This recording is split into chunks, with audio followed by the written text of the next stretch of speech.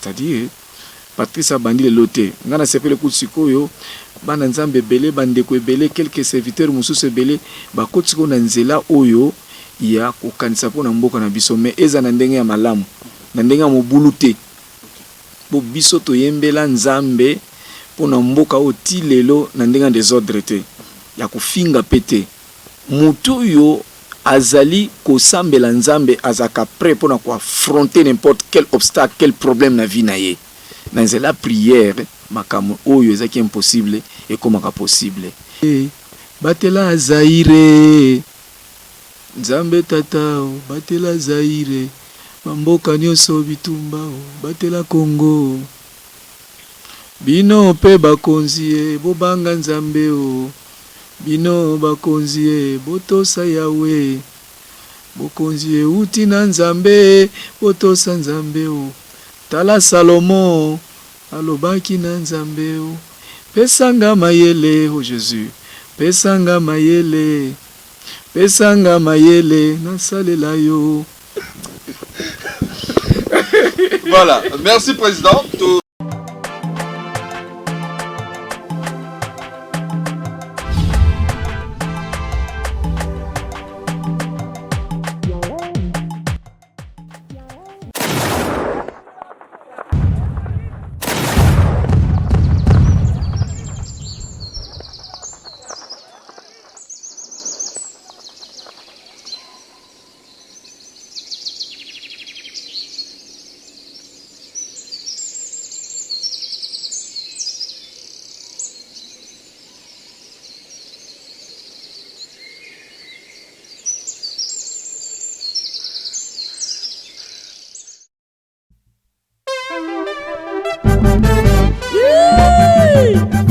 Zembo na yembi na monoko na mboka na ngai.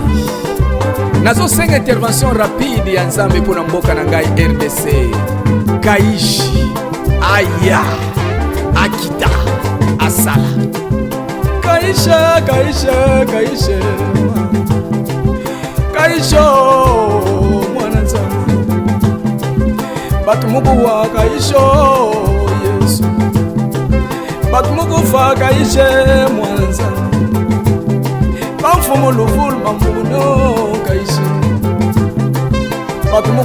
Oui, Kaïch veut dire l'intervention rapide du Seigneur. Je sollicite l'intervention divine parce que Kaïch d'abord c'est en patois, c'est en dialecte, en Wungani. Je dis à Dieu, nous avons vraiment besoin de sa présence, nous avons besoin de son intervention. Vu la situation que nous sommes en train de mener, nous ne comptons qu'à Dieu. Donc je suis en train d'implorer la grâce du Seigneur. C'est en fait c'est comme une prière. Et je sollicite la bonne conscience de tous mes frères et sœurs. Savoir qu'à l'heure actuelle, nous avons besoin de l'intervention divine. Parce que c'est une intervention qui ne trahit jamais. Une intervention qui ne déçoit jamais. Voilà. Kaïch, est-ce une inspiration divine ou bien une chanson justement composée? C'est une inspiration parce qu'il y a les messages contenus, dans les contenus, il y a un message biblique qui est là. C'est-à-dire je ramène les esprits à pouvoir croire en Dieu, à pouvoir espérer qu'avec l'intervention divine, il y aura une solution. Soutenez-vous vraiment cette thèse qui dit que la République démocratique du Congo a besoin de Dieu pour se développer dans tous les secteurs? Effectivement, parce que ce ne sont pas seulement les dons. Vous savez, depuis que notre pays a connu des troubles, il a toujours connu des troubles, il y a eu pas mal d'assistance. Mais ça n'a jamais servi, ça n'a jamais consolé. C'est bien parce que derrière moi, j'encourage toutes ces initiatives, nous amener des dons, nous amener beaucoup de choses. Mais lorsqu'il n'y a pas la paix, même tout ce qu'on nous ramène est visiblement détruit par l'ennemi. On peut nous apporter des avions, on peut nous apporter à manger, mais lorsqu'il y a la guerre, l'ennemi ne va pas vous laisser le temps que manger d'abord, après je vais venir. Il vient y détruire tout, et vous, et tout ce que vous avez. Mais nous savons qu'avec l'intervention de Dieu, parce que Jésus a dit, je vous donne la paix, je vous donne ma paix. Avec la paix de Dieu, on saura réellement sentir que nous sommes propriétaires de ces sols que Dieu nous a donnés. Sinon, on risque d'être considéré comme si on était étranger. Dans la chanson, quelque part, j'ai évoqué un aspect pour dire que même si on était sentinelle dans ces pays, est-ce qu'on peut venir prendre quelque chose et puis on tue aussi la sentinelle? Non. Hein? Vous voyez un peu cette expression, ça, c'est-à-dire moi, je suis en train de rappeler notre Dieu, lui qui nous a donné cette terre, lui qui nous a placés ici au Congo, qu'il puisse trancher notre affaire. Je l'appelle d'un côté le juge suprême, l'avocat suprême, parce qu'il connaît pourquoi Patrice est mon bien-aimé. Patrice est l'homme de Dieu, François Mutombo. Nous sommes placés, nous sommes installés au Congo. Hein, cette fois, au regard de toutes ces histoires, nous sommes en train de constater comme si nous avons volé une partie des terres. C'est comme si tout ce qu'on a dans notre pays, nous l'avons volé quelque part et là nous devons donc restituer, soit remettre ce qu'on a volé. Non. Or, tout ce que nous avons aujourd'hui nous a été confié et donné par Dieu. Nous voulons vraiment... Avec l'avènement de Félix Tshisekedi, un président qui croit en Dieu, est-ce un grand pas pour le développement de ces grands pays? Notre pays, c'est un pays, c'est un pays chrétien, c'est un pays qui croit en Dieu. Je ne sais pas si on vous a jamais parlé qu'on a retrouvé la carte de notre pays en Israël. Vous voyez ça? C'est pourquoi cette fois ici, mon grand souhait est que le peuple congolais puisse regarder vers Dieu. Le moment est arrivé que nous puissions parler tous le même langage, dire Seigneur, nous comptons sur vous, nous comptons à cette intervention céleste. C'est-à-dire que cette chanson soit considérée comme l'hymne congolais, comme une prière. Même si vous n'arrivez pas à saisir ce que j'ai chanté, parce que c'est en patois, bien, c'est vrai, j'ai fait quand même un lyrics, mais quand même, avant de manger, avant de sortir, aller où que ce soit, essayez de jouer cette musique. C'est quand même une prière pour nous les Congolais. Ça, c'est un message, une recommandation qui m'a été faite par Dieu, que cette fois-ci, il y aura quelque chose que Dieu va faire pour notre pays. Soyons toujours unis, pas de division, pas de troubles. Et moi, je suis en train de croire que le président qui est là, il a fait d'ailleurs un bon signe à son arrivée. Nous avons tous constaté, nous avons vu qu'il aime beaucoup le Seigneur. Ça, il l'a fait visiblement. Alors, je lui ai posé la question par rapport à sa craintièreté, à sa vie spirituelle. Non, je crois tout le monde, tout Congolais le sait que le président Félix Antoine Tshisekedi, c'est un chrétien. Lui-même le déclare dans ses propos, lorsqu'il est en train de parler, même à l'étranger, il est dit que je suis un croyant pratiquant. Voilà. Merci. Gloire à Dieu. Le même message à Lingala. Et à Patrice. Atako toza ba sentinelle. Bongo oye osu biloko ke obomi pe na sentinelle. Oh Nzambe yaka. Kaishe mwana nzamba. Kaishe mbaka munene kaishe Yesu Pesubudia mukudire kaishe Tata bet kaisho Yesu mbaka kukere kaishe Tuyonene kaishe Koko kutama kaishe Dala nokumushisha potukwani Toye na loyembo ya sika na kombo ya Kaishi tolingaki toyeba d'abord pourquoi loyembo wana lelo. Loyembo ezali cadeau munene koleka ba cadeau nyonso lelo oyo nakoko nzamba kopesa peuple congolais.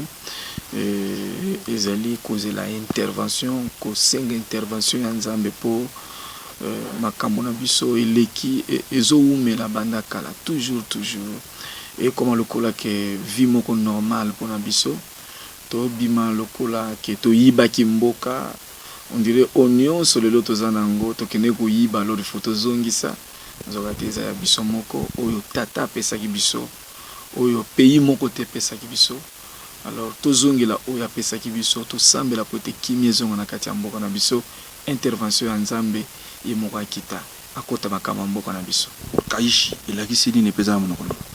Kaishi eza na monoko mboka na ngai na hungani elakisi aya, c'est-à-dire yaka, mais aya c'est-à-dire mutu ko pekisa yete solo bi kaishi aya, c'est-à-dire eza na bato nsuba ne ba pekisa mutu anaya, mais o eza impératif na français to ko benga aya, bolinga te il faut aya, po totala gauche à droite mutu kote la biso azate, surtout bi aya po ye ako trahir biso te, ako décevoir biso pété on a tongo bozala bien na poko bokomolela te, ye faut aya.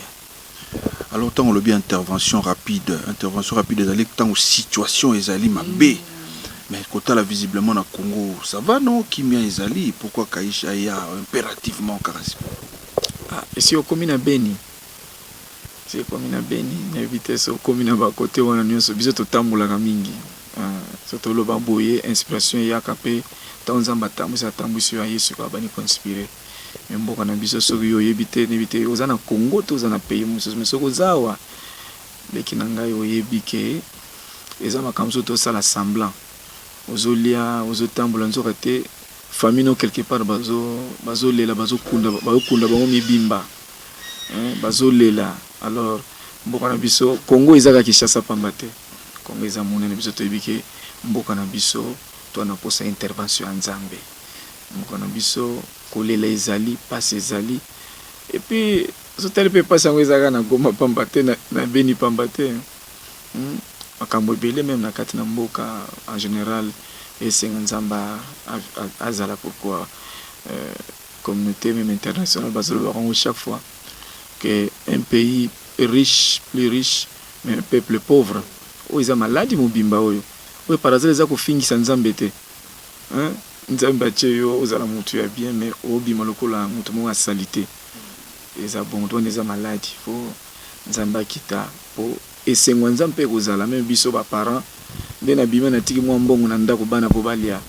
Alors tant nazaka musika na zongi na ndako na tini ça va vous avez mangé? Oui papa on a bien mangé, et ça là esengo. Mais soko otiki mbongo na ndako otiki programme ozongi boye master alambeli bana te bana nzala e osalo bien te vie mususu to mene na kati na mboka na biso eza vie Nzambe alinga te to mene so etali ngo tiela biso biloko nyonso tozana ngo te yo Nzambe tieli ozala bien ozala na ba richesse nyonso mais otambo lokola mutu azanga eloko finalement wana ozofingisa Nzambe oyo atia biloko katikati na biso. Donc toi na pour ça intervention na yekita po ba vie mususu oyo tozovivre eza volonté ya Nzambe te, fo Nzambe moko akita. Tolo bani na papa Patrice Lelo depuis un certain temps to comment ressentir fardeau ya mboka epana yo oyemba munduki so totali contexte oyembela yango ozolela ka mboka cette fois-ci Kaishi eye tolo bani patriotisme nationalisme au sentiment nizo kwa nimero chrétien nyonso mwana Nzambe nyonso nebite so bi verset mo na Bible te fardeau liboso eza mboka na ye. Bible lobi kanisi ndeko mo na Bible oya ce qui encore lobi pour l'amour de Sion je ne m'éterai point, pour l'amour de Jérusalem je ne prendrai point de repos jusqu'à ce que je verrai son salut paraître comme l'aurore. Le longa nazane sengomo komona ke bana na Nzambe mingi bayebisi ko utilité ya mboka ngai lelo te na bandi ko yembela Nzambe ko yesala loyembo po ete Nzambe apambola mboka na biso. Eskize na oyemba nzembo moko po se rappeler ke bandi lelo te na yemba nzembo moko kala na yemba boye Nzambe tata batela Zaire, Nzambe tata batela Zaire, bamboka nyonso bitumba batela Congo, bino pe bakonzi bobanga Nzambe bino bakonzi botosa Yawe, bokonzi uti na Nzambe botosa Nzambe tala Salomo alobaki na Nzambe pesanga mayele Jésus, pesanga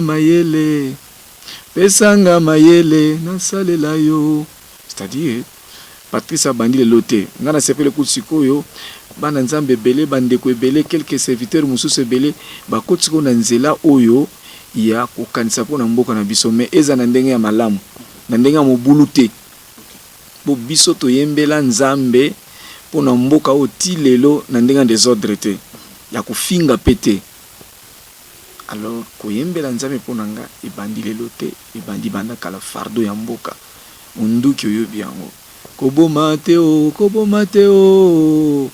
ezali ti lelo nde kaisha ye me kaisha eza nzembo na yo nzembo na ye oazoyoka ngai oyo eza lokola hymne na biso oyo eza lokola prière na biso ata oyokaka yango te kande bolingaka mine ngebe tya yango eza ekomi slogan na biso bakongolais na sepeli mimi na étranger bandeko ebele bazolanda ngai na sepeli na moni ndeni bato bazolanda nzembo oyo bacommentaire ebele surtout na YouTube message eza ebele me bazolanda ngai. Alors message nini okoyebisa bakinois oyo babanda kolanda nzembo bato mosusu bakoki kointerprete babi papa Patrice ake politique akombola bamakambo ya mboka. Alors tolingi message eyuta epai na yo moko oyebisa bango ntango bazoyoka nzembo oyo bazala na message nini mpe bazala na entendement nini ya yo moyembi ya politique ou pas wana nebite na koti na nga makambo na temebwe Patrice azaka ndenga azala ndenga yembelaka nzambe. Soko landi message au Patrice azo benga mutu nyonso o aza politicien kuna ngane baka mutu sa mwana na nzambe. Batu nyonso to senga intervention ya nzambe.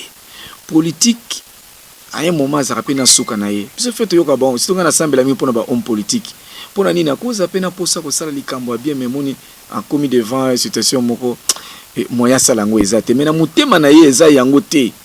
Alors Patrice Ngoyi Musoko ndeko na bino musala na nzambe na kati na mboka oyo na o continue koyebisa bino ke mboka oyo fototika na maboko ya nzambe ndenge na yembi message eza na kati soko landi image nango pena kutanga ba traduction nyonso na che na français ko mona ke non en tout cas ko salo mawa parce que mutu nyonso oyo azo landa nzembo soko atangi yango maya miso ezo bimaye o mona ke eza nzamba politicien te nzembo pasteur te nzembo ya mutu moko boite mais za lo sambo ya biso na Congo pona nzambe ko nzambe kita nzambe yaka ata ministre abimi akesa la démarche moko boye ba démarche pona Congo ezala bien mais to ba nzambe kita landa ministre nzambe kita landa PDG nzambe landa kita landa président landa sénateur mutu nyonso landa congolais nyonso landa congolais po to na posa to mona clair mboko yo nzambo mimonisa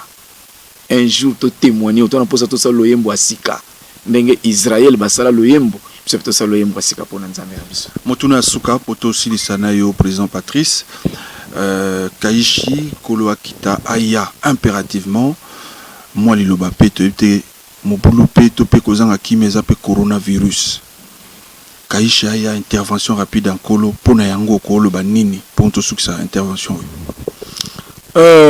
tozo sambela déjà pona loko wana côté maladi wana euti nzambe ye moko mutajira ka mokili ka côté ko sukela wana biso na obondela nzambe ke bana nzambe na l'église to sambela pona ngo weza mopepe moko eza bizarre ka ba kombo ne balati ngo virus tout ça mais na kati eza na makambo ya Satan eza na kati c'est spirituel biso na kana biso bana nzambe foto bondela pona ngo na yete koloba ke coronavirus n'existe pas ezali mais biso to na façon to bunda bitumba ya biso to yeba ke prière et sala kama makambo ebele oyo mokili ko salate.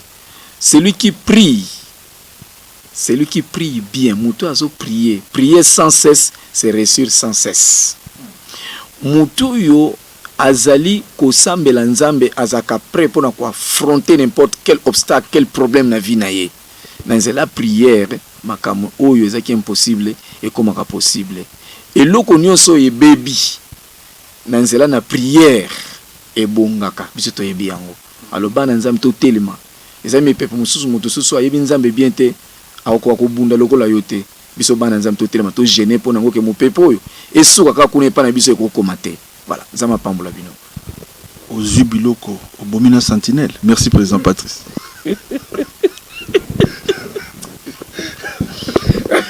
Voilà, merci président.